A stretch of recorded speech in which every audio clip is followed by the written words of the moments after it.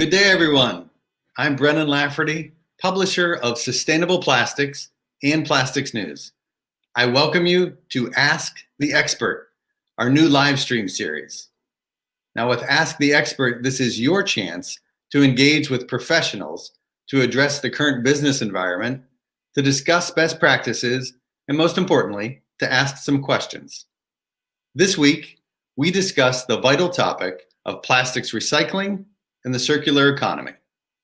We have 4 live streams scheduled this week dealing with supply chain collaboration, trends in technology, the recyclability of plastics, and reducing energy. Today's topic is key aspects to making plastics packaging recyclable. Our expert today is from RecyClass. Our sponsor today is Tag Leaf Industries. Representing RecyClass is Chairman Paolo Glirian. Paolo will answer your questions after his presentation. Now, to submit a question, which you can do at any time, email spevents@crane.com, or if you're watching this live stream on Facebook, LinkedIn, or YouTube, send your questions through those platforms. With that, I'll turn things over to Paolo Glirian of RecyClass. Take it away, Paolo. Hi, Brennan. Thank you. Thank you so much, and welcome to everyone. I would like to introduce to you today our platform, which is called RecyClass, and which is a way on how to address the recyclability of plastic packaging and how to help the supply chain of plastic to improve the recyclability of what they do. So if we can start with the presentation.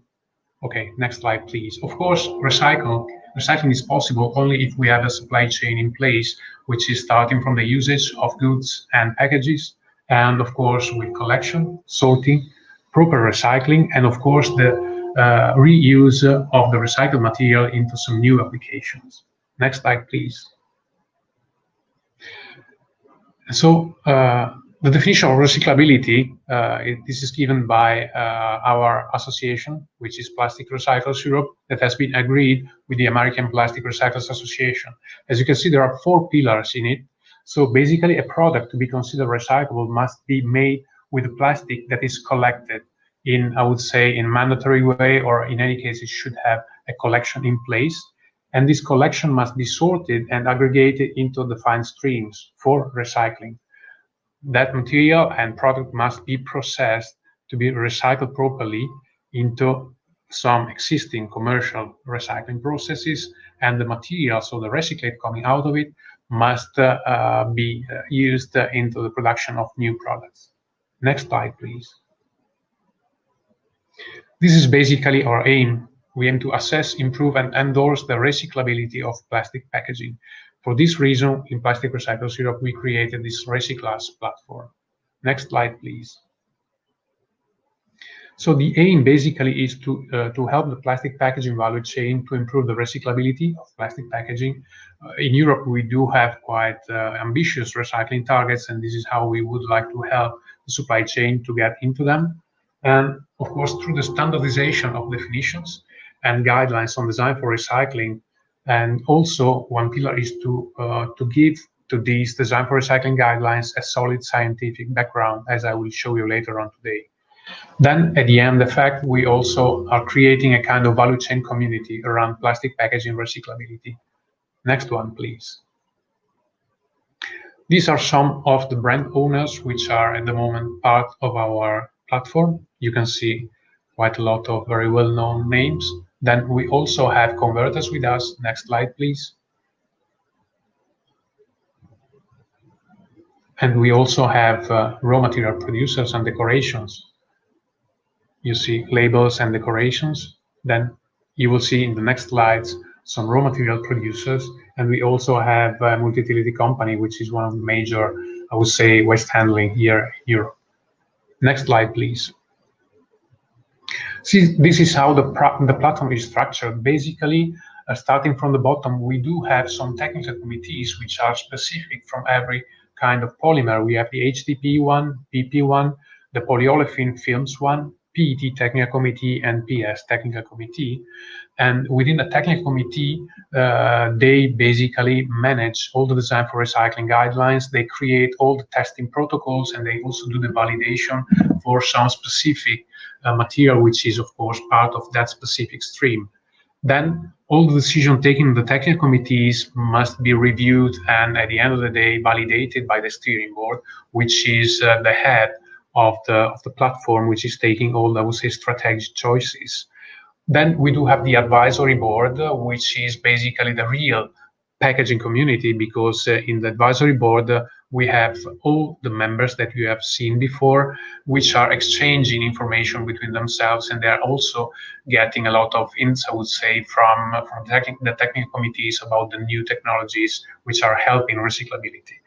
And you see on the left-hand side the task force on recyclability claims, which is a brand new thing that we developed. And basically here, the aim of that specific task force is to create a set of rules to be used when claiming recyclability. And nowadays, everyone can claim everything, and there's no reference, I would say, or standard to refer to. The idea is to create this kind of standard reference where you can rely on when you have to create a fair recyclability claim. Next slide, please. This is a pretty important slide and shows how the technicality of the platform is working. So basically what is behind the technical committee. Starting from left-hand side, you will see the recyclability evaluation protocols. And this is the real core of the solid scientific background. So basically every single technical committee is creating some protocols which are simulating what happens in the real recycling process. And this is in order to create and simulate this process into a lab scale. In this case, of course, we can simulate what can happen when a new product is getting into a specific stream, and what could be the effect of that specific product into the quality of the recycling of that recycling stream. And this gives us pretty important information about what could be the impact of this new product into the existing recycling stream. Depending on how this product is performing into the recyclability testing, then we can learn if this specific product has no impact on the recycling, meaning that it's perfectly recyclable. And in that case, that specific technology or package will be listed in the design for recycling guidelines specific that you can see in the middle of the slide. It will be listed in the green area. If you're not familiar with design for recycling guidelines, you see that there's basically a big table where you have on the left-hand side a list of all the parts of a package. So that could be the body, that could be caps, closures, labels, inks, and so on. So every part of the package is listed there.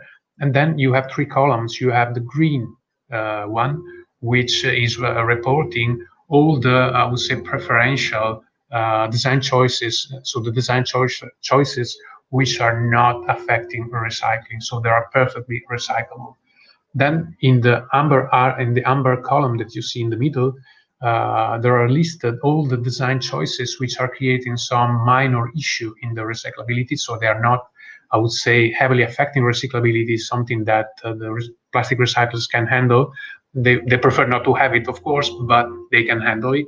Then on the red area, you have the list of all the design choices which are heavily affecting recyclability.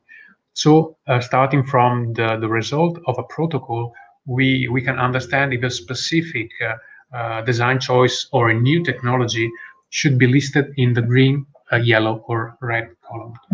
Then, and at the end, you see on the right-hand side the RecyClass tool. The RecyClass tool is an online tool which is for free.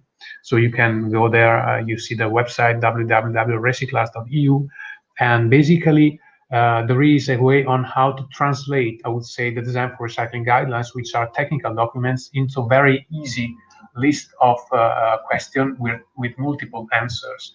So this is made for, I would say, non-technical people that would like to assess the recyclability of plastic packaging. So basically, you take a package plastic package in front of you, then you enter the website, you will start reading the question and replying to the answers, and you will be guided by the tool up to the end. At the end, you will get into your email box, you will get a report, full report of all the questions that you have been asked with all the answers that you provided. And you will see two different outcomes. One, it will be a class, which is the class of recyclability. So A class is the best one, while F is the worst one. And the second outcome is a precise indication on what you should change in order to improve your recyclability. I assume that you are not getting the A class. Then into the list of your question and answers, you will see that in some specific Q&A, you will have some specific evidence on the topics, or I would say on the answers that you provided, that created a downgrading into your evaluation. Then if you work in that specific point, you can easily improve your package. Next slide, please. And of course, the importance of having an harmonization and scientific-based information around this design for recycling guidelines is pretty important, because of course, if you put yourself in the shoes of a packaging designer or a brand, when you design a package and you would like to have it, I would say, more recyclable or recyclable at all, then you have to refer to a standard. Otherwise, you will design something to cover, I would say, all the European countries, and maybe if you have to deal with some local different choices, then you will end up with a real mess, I would say, because you will be not in a position to design a standardized package that will fit into all these countries. And so, of course, having this kind of standardization and harmonization based on solid scientific background, that makes the message more reliable. And of course, it moves, I would say, from single opinions to real facts. Next one, please. This is basically how you should pose when you are in front of, I would say, this kind of analysis of one package. Then it depends, of course, of the package you are analyzing. But I would say that if you will find all the question and answer related to your packaging into the tool, then of course you can run the tool. If you see that there are some missing points, or you have some specific new package or a new feature that is not listed there, then you have another option, which is going through a technology approval or a product approval. So basically, if you have just one feature of your package which need to be tested or classified because it's missing at the moment in the tool, then you ask the RecyClass platform for a technology approval. Then this should be analyzed by the specific technical platform, technical working group, and at the end of your process, so the lab testing, according to our protocols, you will be listed as full compatible, limited compatible, or non-compatible. If you have more than one feature which needs to be tested, then you go for product approval. That will we follow more or less the same path by a standardized protocol, and at the end of this protocol, your product will be listed in full compatible, green column, limited compatible, amber column, or non-compatible, red column. So then at the end, your next slide, please. You can ask then to certify your package, meaning that you can have a kind of double certification. Of course, you can do your self-assessment on the online tool, which will give you the classification from A to F. Of course, you can't publish that without any kind of, I would say, external party verification, which is a certification. So you have to apply for a certification. You will be linked by the RecyClass platform to an authorized auditor that will check again your self-assessment and will give the final approval. Then at that point in time, you will be able to publish on pack, if you want, a logo of RecyClass showing that you reached A class or B class or whatever. Then on top of that, you can also ask to the auditor to run a quantitative assessment, meaning that there is a kind of a formula that I will describe you later on, which will create a link between the class and the recyclability rate. So you can have then more or less the same concept expressed in a ranking or also in a percentage. Next slide, please. So this is basically the typical design for recycling guideline. Then depending on how you reply to the questions, then you will, if you have, if in the package you are analyzing, you will face, I would say, an amber, I would say, issue. Next slide, please. Then you will lose one class. So if you have just that issue, then you will reach out a B class. Then if you have one red issue, next slide please, then you will lose 3 classes, so then you will move to D class. And of course there will be specific evidence of that into the report that you will receive. Then in case of some specific questions that usually are asked at the beginning of the Q&A session in the tool, then if that answer will come up, then you will end up directly into the app. That means non-recyclable at all. Next slide, please. This is the tool that I've introduced to you, and of course, these are the 2 outcomes. You will get this class from A to F, and also the indication to the user about what are the specific points that you have to change in order to improve the class. Next slide, please. Then, if you would like to certify your package, then you have to refer to a RecyClass and to a specific authorized auditor of RecyClass, and the methodology that every auditor has to follow is published, like all the documents within the platform is published in our website. There are specific rules which are fully transparent that an auditor must follow in order to certificate your package. Next slide.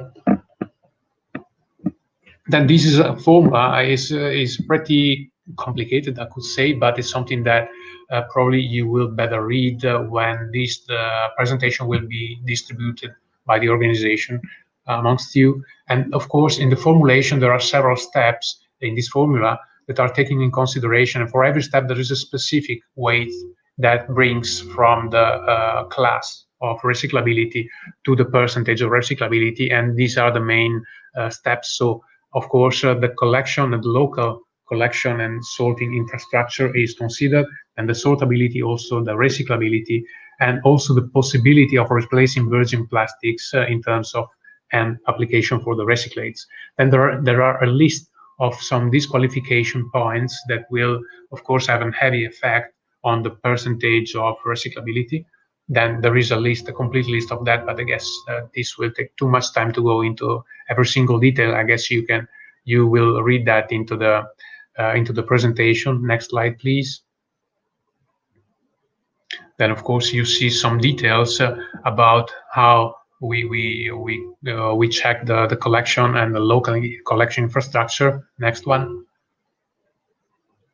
Then, of course, this is a question about sortability and recyclability. Next one. Okay, and this is the ability of replacing virgin material. Next one. Next. Okay, then there is a list, of course, of parameters that we check, and I would say the light downgrading and the strong downgrading, but you will see, and of course, every, I would say, group of packaging has some specific topics touched in this case. Next one, please. Next one. Yes, and a pretty important point is how we do evaluate innovation. As I've mentioned, innovation is a big driver, especially nowadays. The plastic packaging industry is quite focused on innovation dedicated to the recyclability. The problem is that if you don't have precise idea on how recycling works in reality, then you can probably invest or focus on things which are on the opposite side. Then you can come out with a very nice idea in your aim, but at the end of the day is I would say is having a complete reverse effect. So the idea here is that we are able with these testing protocols to test the innovation in innovative materials or technology before they enter the market, and this gives a precise idea on what should be and what could be the impact of this specific innovation on the real recycling stream. And of course, via these protocols tests, we simulate the recycling activity into lab scale, and we test the innovation diluted to some specific quantities into a material which is very well known as perfectly recyclable. Then we start a comparison of properties in the pellet stage and into also into the converting stage. And this gives us a proper understanding about what is the impact on the full supply chain of this innovation. Next slide, please. So these are the log protocols which are published in our website, and you see that they are covering quite a lot of, I would say, the major, I would say, group of packaging. We still do have a couple of them under development that will follow soon. Next one, please. And this is just an example of how runs the protocol for HTTP containers, but of course you will see a similar approach on the other ones. Then this is the list of what basically that protocol is covering. So the resin, barriers, fillers, closures, liners, labels, adhesive inks. Then next slide, you will see how the structure is. So basically there are three steps. The first one is the pre-treatment. So basically it's a simulation of the recycling process where we basically in the lab, we simulate the recycling process. So there is usually grinding, washing, drying, and of the reference material, which is considered perfectly recycled, and the innovation. Then at that stage, we start the second stage, which is a blending. As you can imagine, in the real recycling life, you never recycle 100% of one single specific package, but there's always a combination, a random combination of different packages, technologies, and so on. So at the end, what is important for us is to test the impact on different inclusion rates. Then, for that reason, we do three blends. So one is, I would say, 100% out of the reference material. Then we do have one with 25% innovation and 75% reference, and one with 50 innovation and 50 reference. Then we do the pelletization. So we extrude the material and we get three different pellets, and we start measuring the delta performance from the reference to the different inclusion rates. Then the third step is converting. So we are circular if we are able to replace virgin material. That's the idea. And of course, in that case, we start reprocessing the granules in different applications, usually in circular applications. So from film, we produce film. From HDPE bottle, we try to produce another HDPE bottle in order to show a real circularity. Then we do another blending between virgin and the three blends that we have done. And we do the converting process. In that case, could be an HDPE bottle. And that stage, we also start measuring the delta performance from the reference to the different inclusion rates. Next one, please. Then you see clearly by this picture, so this is on the high and the left-hand side, you see the grinding process, was the innovative sample and what's the control. Then we have, after the early triation, there are some samples taken and measures. So there is a complete list of things that must be checked. Then in the washing process, we have the innovation flakes, and of course we have a look also into the wash water or rinse water in terms of consequences. We do a flotation test, and then we have separation of the floatable part and the sinkable part. Next slide, please. Then we start doing the extrusion test, and we come up with different blends with different inclusion rates. And you see on the left-hand side, all the parameters that we have to measure, and what is the benchmark recommendation. And depending on the delta from the benchmark recommendation, then we are able to understand if the impact of this innovation is a small impact or a heavy one. Next one, please. Then the converting step, you see that we blow new HDPE bottles out of it. Then, of course, from the left side, you see the reference, then the first inclusion rate and the second inclusion rate, the higher one. Then you see all the benchmark recommendation. The process is the same. So basically, we do the converting and we start measuring the delta performance. Depending on how far the delta is from the reference, of course, we assume that the highest will be the problem that this innovation can create into the steam. The closer to the reference, that means that the smallest will be the smaller will be the impact on the recycling stream. Next one, please. Good. That was all from my side, and I guess we can open the floor for Q&A. Very good. Well, Paolo, we have a very engaged audience with many questions coming in. But I will remind everyone, if you would like to submit a question to Paolo, email spevents@crane.com, or if you're watching on the live stream on Facebook or LinkedIn or YouTube, send the questions right through those platforms. All right, Paolo, question number one. What has RecyClass done to address the harmonization of recyclability in Europe? I would say that was the first question we have been asked by our members, brands, especially in converters, because as I mentioned, it could be a kind of a nightmare for them to design a package to cover, I would say, all the European area and to have to deal with all these local, probably, requirements on design. So one of the first actions we took was to ask basically the major entities working on design for recycling to join us and to create a kind of harmonization strategy and protocol around this. So at the end, we harmonized all these kind of different definitions and guidelines, and now I would say that we are at a very well stage in this extent.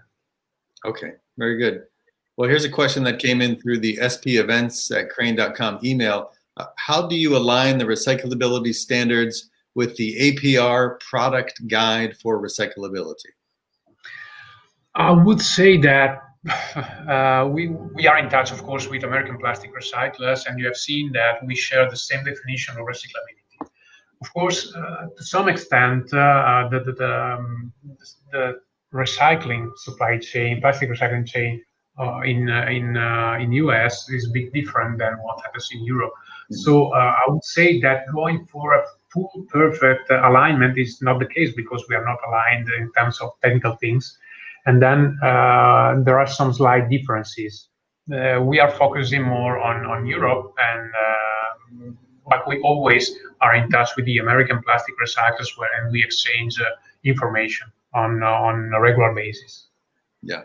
Okay.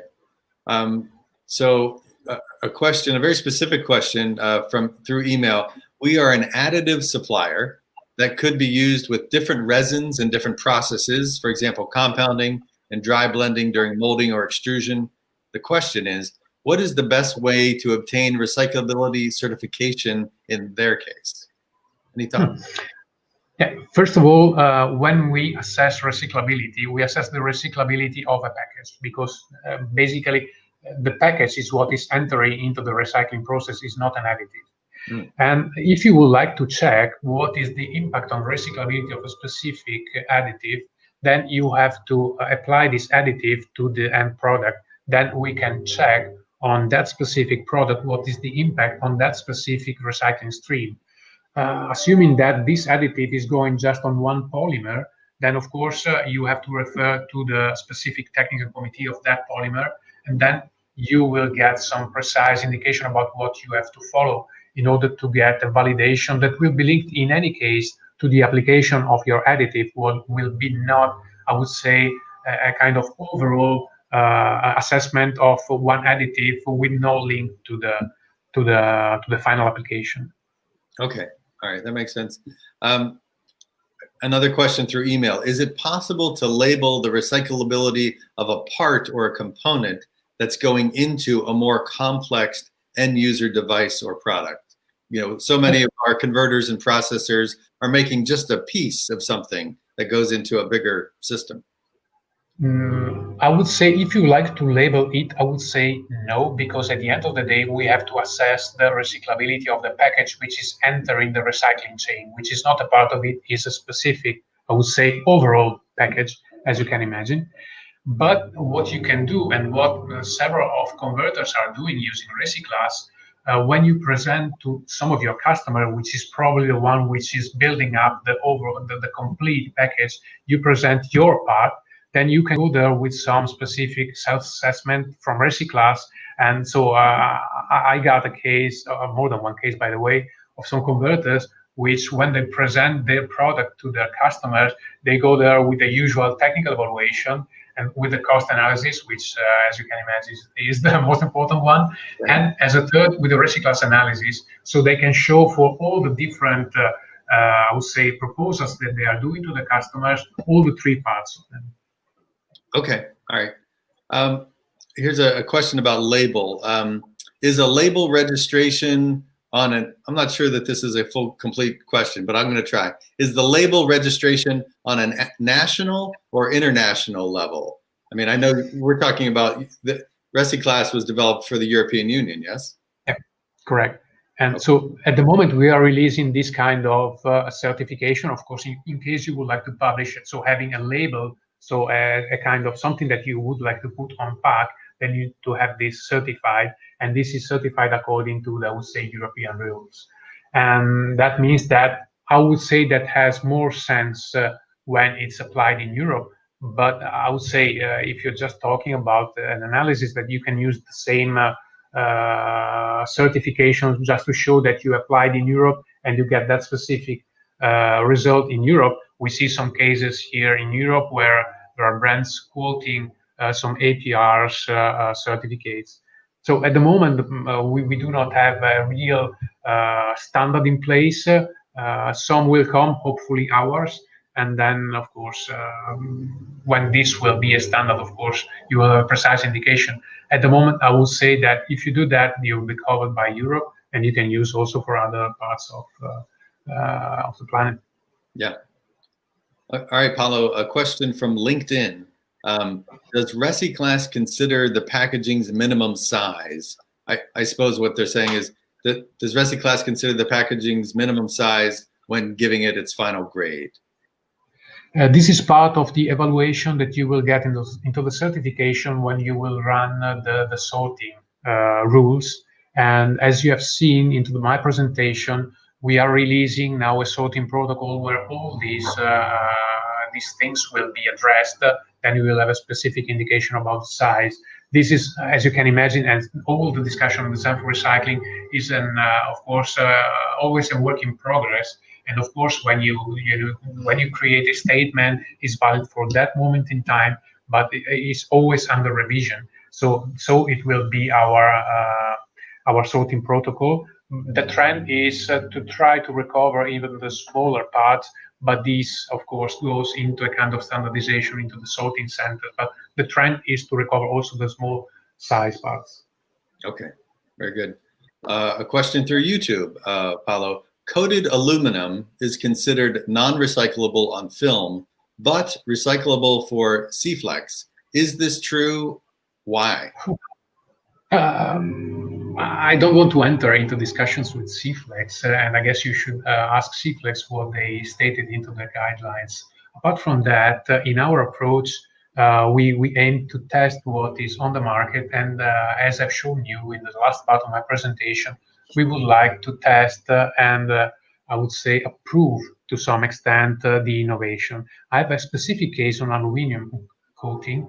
We have one of our members that applied to us for new technology for aluminum coating that is more or less a kind of a devil to plastic recyclers. And he applied saying that he has new technology with a different technology for deposition that will have the same barrier performances, improving the recyclability.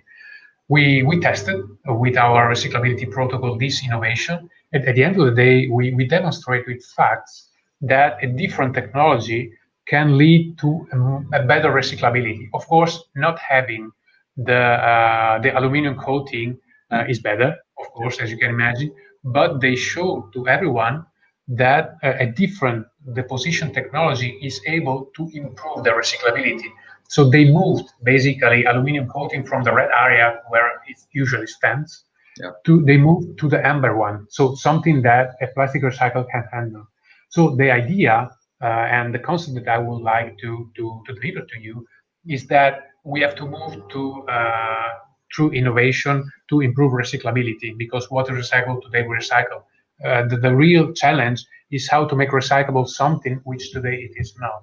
Then you have to start measuring things.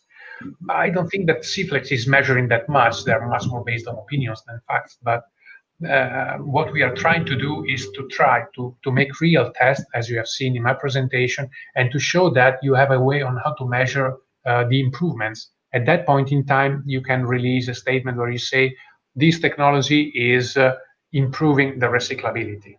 And this is what we have done. Okay, fair. Let's try to get through two more rather quickly. Paolo, how is the RecyClass methodology linked to the essential requirements for packaging that the Commission is currently working on now? Of course, the European Commission is working on these, should come as a directive probably in the next months. And to be honest, I don't know how they're working at the moment, but they are collecting quite a lot of suggestions from the industry, especially from the recycling industry. And as far as I've seen in being part of some webinars or conferences, they're quoting quite frequently RecyClass. And I guess that they really like the full value chain approach, and also the fact that we are doing our assessment based on this scientific background. What will be the real answer to your question will be, I would say, real when they will come out with this directive. So I don't have a proper answer at the moment. What I see is that they are really looking close to what we are doing. Okay. All right. So this is one question, but it's three questions. Can anyone use the RecyClass tool? Is it free? How long does it take to complete the survey, so to speak? Yes, the RecyClass tool is free, is available for everyone. You have just to enter the website to register yourself with the usual email plus password. You will receive into your mailbox an email. You have just to confirm you are you, then you will be in. Then you put a package in front of you, and usually, of course, you have to have a set of information regarding your package. Then it will take, probably the first time it can take you kind of 20, 30 minutes. The most, I would say, difficult part is the easy to empty, or because we ask the user to simulate an emptying process 10 times to show what is the residual content of material into your package. And of course, the more content stays into the package after the emptying, the worse the recyclability. But this is the longer part of the analysis. For the rest, I would say is quite easy, because it is the question with multiple answers. So if you know what you have in front of you, it's quite easy. Yeah, that makes sense. Paolo, there is one more question about chemical recycling. I assume the RecyClass platform is based on mechanical recycling. The question is, if and when chemical recycling plants become more prevalent, do you foresee RecyClass adjusting its criteria to taking this into account? Brennan, as I've mentioned, these are always design for recycling. It is always a work in progress, and at the moment, I would say we do have in place mechanical recycling, so we base our statements on mechanical recycling. When we will have, I would say, on commercial scale, as they say, some chemical recycling active in the economy, then of course we will also consider this part. Probably they will have, I don't know, some specific guidelines for that, but I think this will be the case when we will have some real case running. Yeah, that's a fair point. Well, all right, we'll have to stop it there. Thank you so much for all the questions from our viewers. Paolo, any parting words of advice for everyone tuning in today? Yeah, I mean, what we really need in this moment in time, if we really would like to progress on the sustainability and circularity of plastics, is standards. So trying to have these cross-value chain working groups helps in order to create these standards. The more standards we will have, the quicker will be the path to the full circularity of plastics. If everyone will start making his own job just in his house, I don't think this will bring a big effort in the big picture. So please try to be part of one of these value chain approach, because this will help everyone to progress quickly. Yeah, well said. Well, Paolo, thank you so much for sharing your time and your insights today. For those of you watching, if you want to reach out to Paolo, you can email him at the address you see on your screen. I know he'd be happy to talk to you. So my thanks again to our expert, Paolo Glirian of RecyClass, and a special thanks to our sponsor today, Tagleaf Industries. My thanks to you, of course, for joining us today for Ask the Expert. Our plastics recycling and circular economy series continues tomorrow at 10 a.m. Eastern in the States and 4 p.m. Central European Time. Our topic tomorrow, reducing energy through low-pressure plastic processing. Our expert, Gene Altonen from Influx. Until then, have a great day. I'm Brennan Lafferty. Thanks for watching Ask the Expert. with sustainable plastics and plastics news. Don't go anywhere. Stay tuned for a parting message from Tagleaf Industries.